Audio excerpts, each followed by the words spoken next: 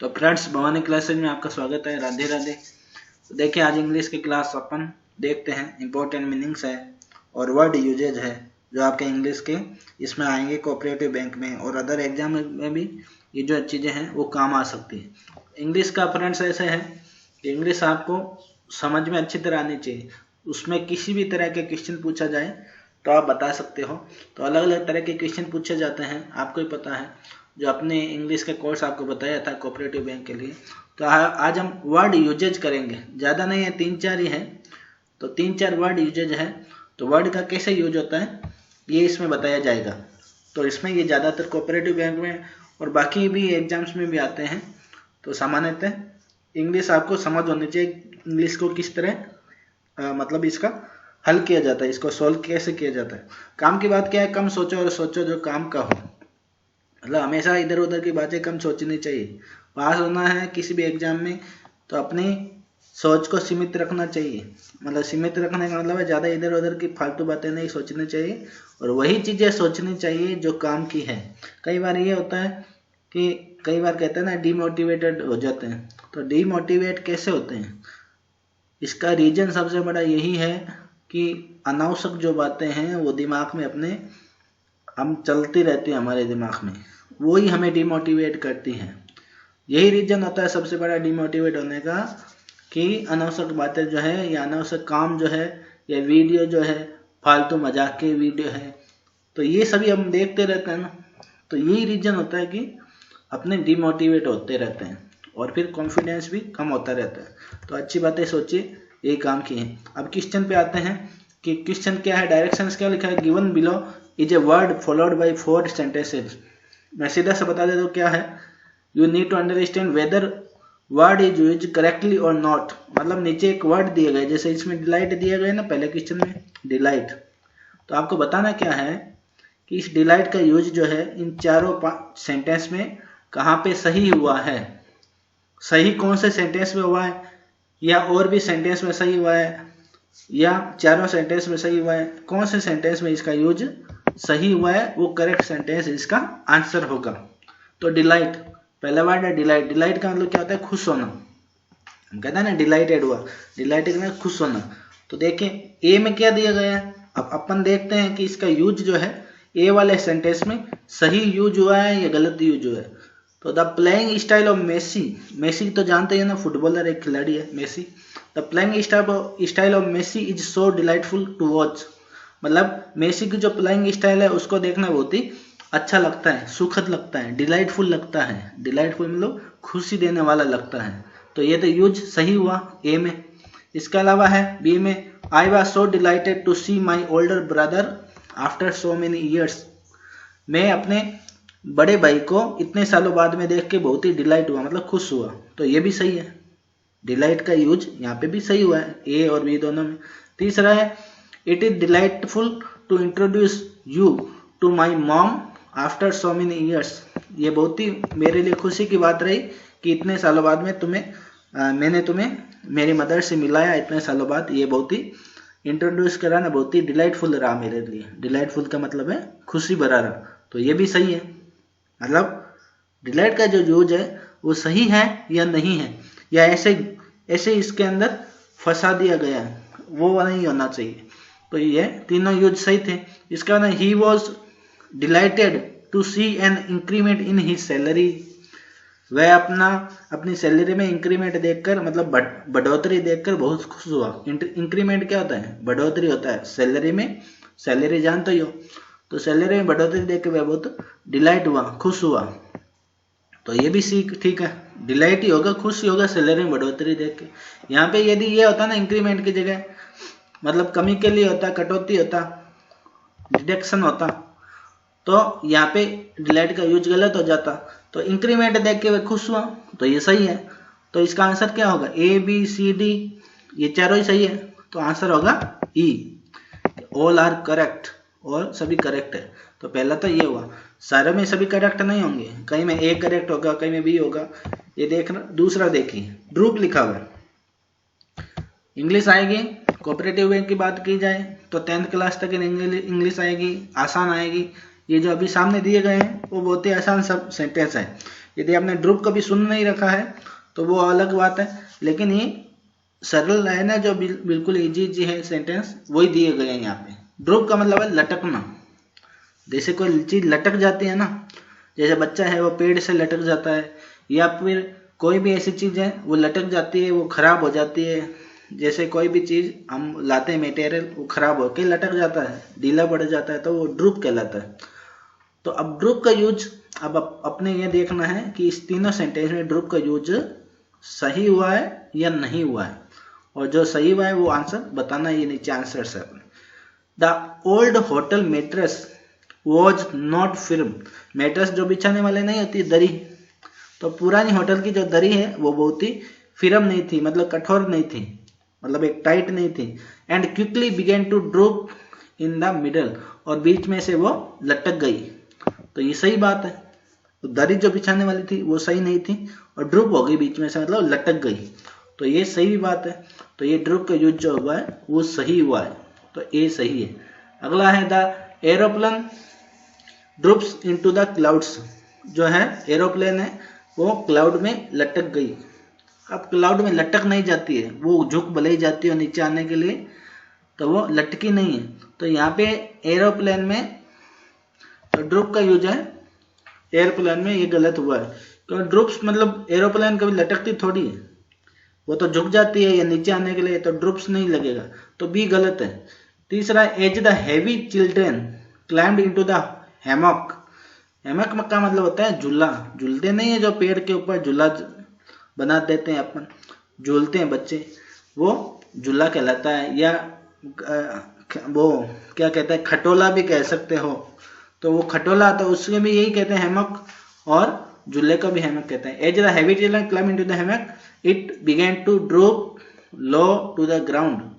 भारी बच्चे, कई बार बच्चे मोटे होते हैं तो वो भारी बच्चे, as the heavy children climbed, जैसे ही वो भारी बच्चे थे, वो मतलब शरीर के भारी बच्चे थे शरीर से, वो हैमॉक में मतलब झूले में चढ़े, वैसे ही वो जमीन पर लटक गए, मतलब झूले के साथ ही वो लटक गए।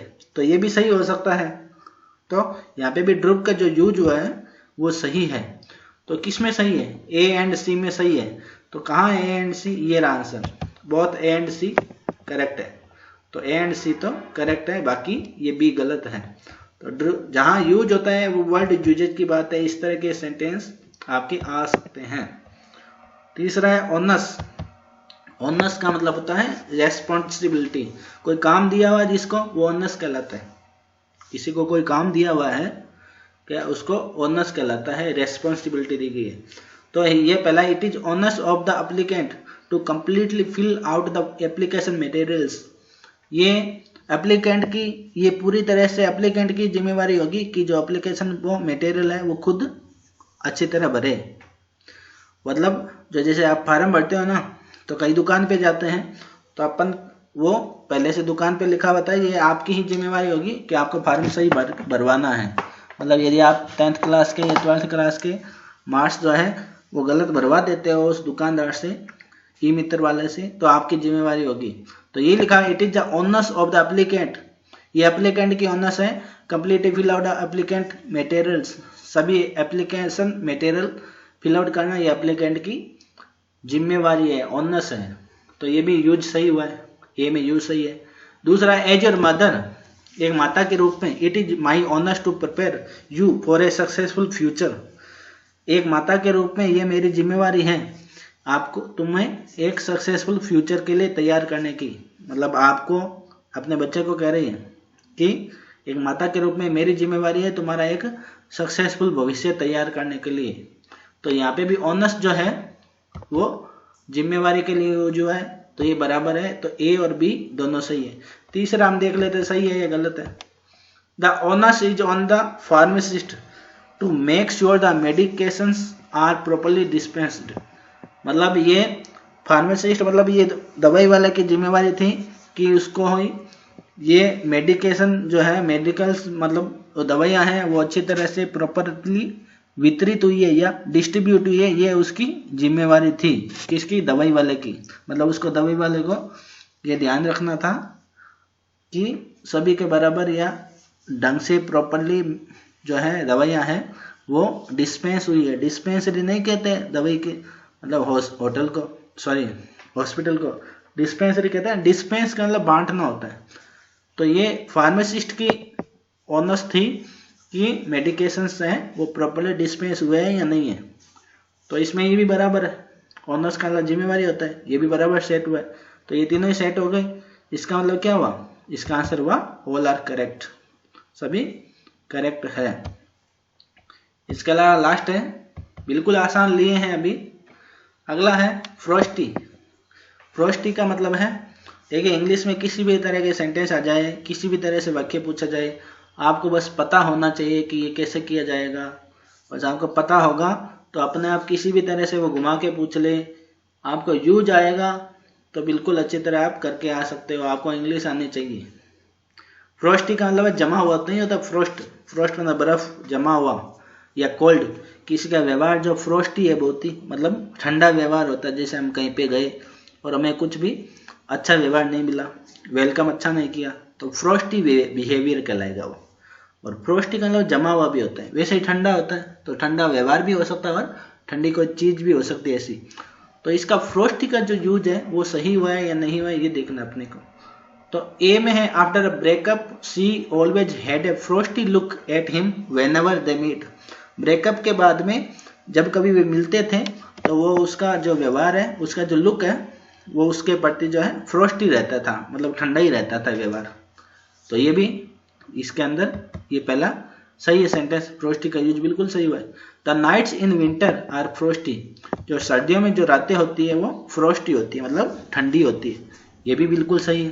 फ्रोस्टी का मतलब कोल्ड होता है, तो रातें हैं वो ठंडी होती हैं। तो व्यवहार के लिए और वैसे ठंड के लिए भी फ्रोस्टी का यूज होता है। तो ये दोनों सही है, ए एंड बी। तीसरा है, C now try to frosty her previous statements. अब ये मेरे को पता नहीं लग रहा कि यहाँ पे फ्रोस्टी का क्या है।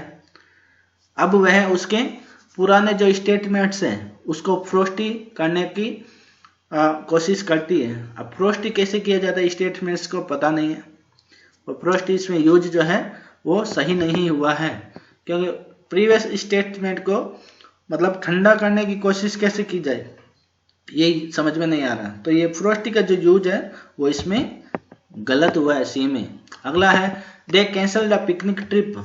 उन्होंने पिकनिक ट्रिप को कैंसिल कर दिया बिकॉज ऑफ फ्रोस्टी वेदर। ठंडा मौसम था इसलिए उन्होंने पिकनिक की ट्रिप को कैंसिल किया। तो ये भी सही है, डी सही है। तो कौन सा गलत है, सी गलत है, बाकी ए बी एंड डी सही है। तो ऑप्शन कौन सा होगा, ये नहीं होगा, ऑप्शन होगा ये लिखा हुआ ना सी, एक्सेप्ट सी, मतलब सी के अलावा बाकी सभी। एक्सेप्ट का मतलब पता है, एक्सेप्ट का मतलब के अलावा, तो इसके अलावा बाकी सभी सही है। तो ये सी गलत है ही, वैसे भी बता दिया आपको।